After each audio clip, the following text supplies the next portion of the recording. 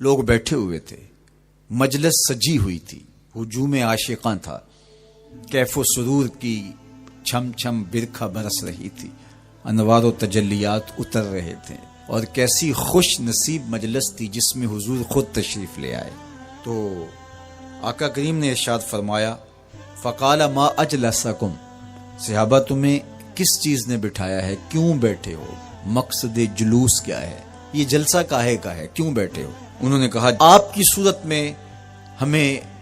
ہادی دیا، رہنما دیا، آپ کی صورت میں اپنی کرم نوازیوں کا چھم چھمی ہمارے اوپر نازل کیا، تو ہم اس پر اللہ کا شکرانہ ادا کرنے کی مجلس سجائے بیٹھے۔ یہ صدیوں قبل کی کہانی ہے، یہ مسجد نبوی کا صحن ہے، یہ شہر مدینہ ہے، یہ دور رسالت مآب صلی اللہ علیہ وآلہ وسلم ہے۔ یہ 14 صدیاں گزرنے کے بعد کوئی گھڑی ہوئی اور کوئی اپنی طرف سے بنائی ہوئی بات نہیں ہے، بلکہ یہ وہ دور ہے جس دور میں ان کا فیض عام تھا اور ان کے انوار کی مہک اور چمک سے زمانہ معطر اور روشن ہوتا تھا۔ اب جب یہ بات حضور نے سنی تو آقا کریم نے ان سے جو سوال کیا وہ سنیے۔ قالا اللہ ما اجلسکم الا ذالک، اس پر تم اللہ کی قسم اٹھاتے ہو تم اسی لیے بیٹھے ہوئے ہو؟ تو انہوں نے کہا ہاں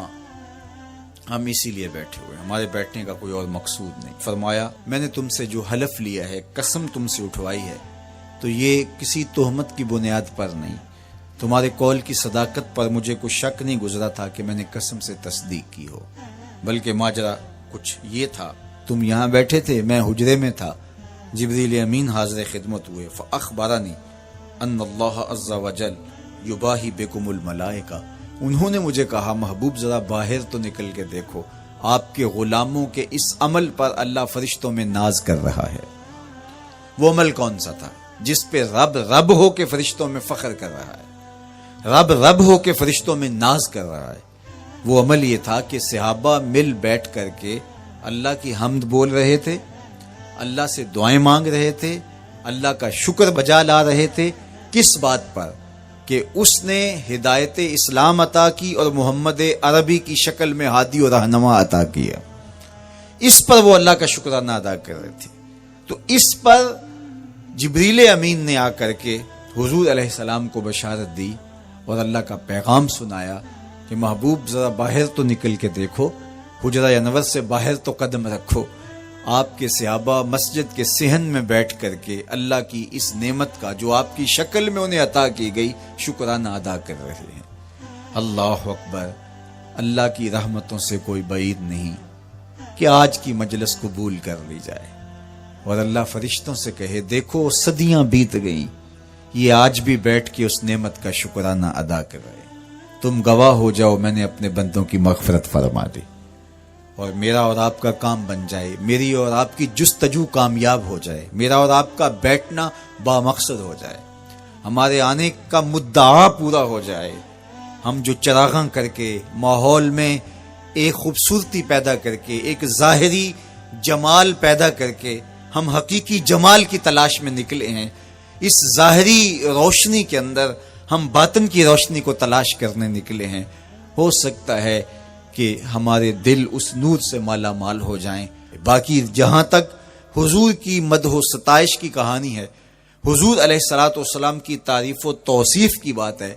تو یہ ایک رات کیا 12 حلقات نور کیا ساری زندگی بھی گزار دیں حق کے شکر پھر بھی ادا نہ ہو،